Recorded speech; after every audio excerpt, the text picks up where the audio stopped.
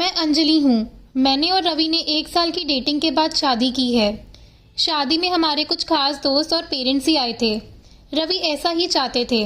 वो चाहते थे कि शादी शॉर्ट एंड सिंपल ही रहे। हम लोग यहाँ बड़े शहर में काम करते हैं। रवि के माता पिता गांव में ही रहते हैं। रवि ज़्यादा गांव जाते नहीं। जब कभी मम्मी पापा को मिलना होता है तो वो हमें शहर में आकर ही मिल लेते हैं। हमने एक छोटा सा घर भी यहाँ अभी लोन पर ले लिया है। शादी के चलते मैंने अभी नौकरी छोड़ रखी है। हमारा घर रोड के साइड में ही है। खिड़कियों से रोड दिखाई देता है।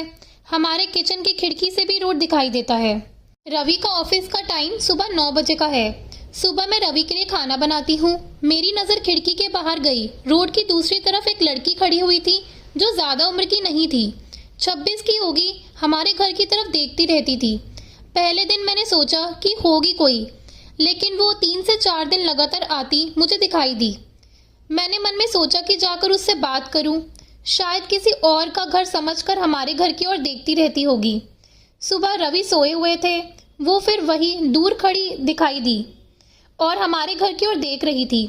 इस बार मैं घबरा गई। उसने आते मुझे अपनी ओर देखा और घबरा गई। मैंने उससे पूछा, क्यों, आपको क्या परेशानी है? आप किसे ढूंढ रही हैं? वो घबराई हुई बोली, रवि यहीं रहता है। मैंने बोला, हाँ। आप कैसे जानती हैं? वो इतना सुनकर घबरा कर चली गई। मैंने पीछे से उसे आवाज़ दी पर उसने सुना नहीं। मैं अपने घर में वापस आ गई। मेरे आने पर रवि उठ गए थे। पूछा, कहाँ गई थी? मैंने बोला, पता नहीं, एक लड़की है, वो हमारे घर की तरफ देखती रहती है। और मैंने जब जाकर उससे पूछा तो तुम्हारा नाम भी जानती है। तुम किसी गोरी सी सुंदर लड़की को जानते हो? रवि ये सुनकर भड़क गए। बोले, पागल हो क्या?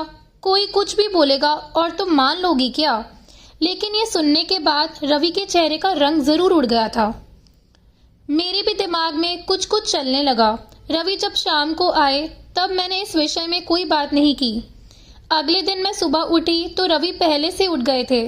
मैं किचन में गई तो किचन की खिड़की लगी हुई थी और बड़ी मुश्किल से खोलने पर खुलती थी। मैं कोशिश कर रही थी लेकिन ऊपर वाली कुंडी मुझसे नहीं खुली। मैं हमेशा नीचे की कुंडी से खिड़की लगाती थी, लेकिन आज खिड़की की ऊपर वाली कुंडी भी लगी थी। मैंने कैसे भी कुंडी खोली और खिड़की खोली तो मैं देखकर हैरान रह गई। रवि उस लड़की से वहां जाकर उससे बात कर रहे थे। वो उस पर चिल्लाकर और गुस्सा हो रहे थे। लड़की रो रही थी। रवि ने उसे उंगली दिखाकर जाने को कहा। यह सब देखकर मैंने खिड़की बंद कर दी ताकि रवि को लगे नहीं कि मैंने उसे यह करते देखा है। रवि फिर घर में आ गए। मैंने ऐसे जताया जैसे कि मैंने कुछ देखा ही नहीं। अब मुझे ना जाने कैसे कैसे ख्याल आने लगे। रवि मुझसे क्या छिपा रहे हैं? मेरी रवि से शादी करके कोई गलती तो नहीं की? आखिर वो लड़की कौन है और रवि उस पर इतना गुस्सा क्यों हो रहे थे? रवि के जाने के बाद मैंने रवि के सारे दोस्तों को, जिन्हें मैं भी जानती थी, उन्हें फ़ोन किया, लेकिन किसी को भी उस लड़की के बारे में नहीं पता था। मेरी समझ में नहीं आ रहा था कि क्या हो रहा है। रवि से पूछना चाहती थी लेकिन मुझे पता था कि वो झूठ ही बोलेंगे। उसके बाद मैंने उस लड़की को घर के आसपास नहीं देखा। यह सब सोचते सोचते मेरी तबीयत बिगड़ने लगी। रवि मुझे बोलता था कि क्या हुआ, अपना ख्याल रखा करो, डॉक्टर के पास जाओ, लेकिन अब मुझे उसकी बात बिल्कुल अच्छी नहीं लग रही थी। एक दिन जब मेरी हालत ज़्यादा खराब हुई तो मैं ऑटो लेकर पास के बड़े अस्पताल गई। डॉक्टर से अपनी दवाई लेने के बाद मैं हॉस्पिटल के पार्क में बैठी थी। अस्पताल में मुझे वो लड़की फिर से दिखाई दी। उसे देखते ही जैसे मेरी बीमारी पता नहीं कहाँ भाग गई। मैं उसके पास तेज चलकर गई और उसका हाथ पकड़ लिया और उसे बोला, तूने मेरी जिंदगी में उथल पुथल मचा दी है। बोल, उस दिन क्या बात कर रहा था रवि तुझसे? क्या रिश्ता है तेरे मेरे पति से? फिर उसने मुझे जो बताया सुनकर मुझे लगा कि मेरा पति ऐसा है। उसने इतनी बड़ी बात मुझसे छुपाई। शाम को रवि जब घर आए तब उस लड़की को घर में देखकर चौंक गए। मैं भी उसके पास ही बैठी थी। रवि उसकी तरफ देखकर बोले कि अच्छा, तूने इसे सब बता दिया? मना किया था ना मैंने दूर रहने को मेरी फैमिली से। मैंने बोला, रवि शर्म करो, तुम इतने कठोर हो, अपनी सगी बहन की मदद नहीं कर रहे हो।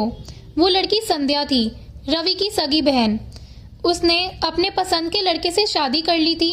इसीलिए रवि और उसके परिवार ने उससे सारे रिश्ते तोड़ दिए थे। रवि ने कहा कि मेरी कोई बहन नहीं है। मैंने कहा इसका पति अस्पताल में है, इसे रुपए की जरूरत है।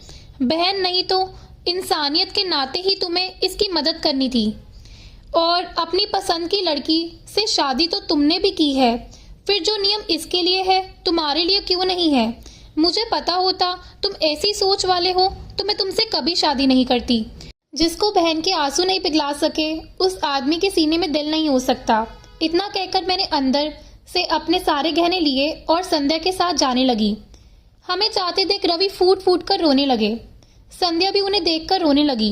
रोते हुए रवि बोले, हमने इसे बहुत प्यार किया, पापा ने, मम्मी ने, मैंने रानी बनाकर रखा और ये ऐसे ही एक दिन बिना बताए घर से चली गई। हमारा प्यार तूने नहीं देखा, इसके लिए मैं रात भर रोया कि कहाँ होगी, कैसी होगी मेरी बहन। तब इसे भाई और पापा की याद नहीं आई। अरे मुझसे कहती तो तुझे क्या करना है, ऐसे ही चली गई थी ना, अब क्यों आई है? बहन भी बोली, भैया मुझे लगा आप लोग नहीं मानोगे। उन दोनों भाई बहनों को रोते देख मेरी आंखें भी भर आई, पर आंसू के साथ जैसे सारे गिले शिकवे खत्म हो गए। वो खुद अस्पताल गए संध्या के साथ, मम्मी पापा को भी बुलाया। दोनों ने बेटी को बड़े प्यार से गले लगा लिया। अब अस्पताल में संध्या के पति की हालत बहुत अच्छी है। डॉक्टर ने कहा कि जल्दी डिस्चार्ज मिल जाएगा। रवि की आंखों में मुझे एक अलग सुकून अब देखने को मिल रहा था। रवि ने संध्या को कहा, अब कुछ करेगी तो माफ नहीं करूंगा, हमेशा मेरी प्यारी बहन बनकर रहना। जिंदगी बहुत छोटी है, आपके अहंकार में इतना सुकून नहीं है जितना कि माफ कर देने में है। एक बार करके देखिए, जिंदगी बदल जाएगी। दोस्तों, अगर आपको ये कहानी पसंद आई हो तो प्लीज़ लाइक करना और चैनल को सब्सक्राइब करना। धन्यवाद।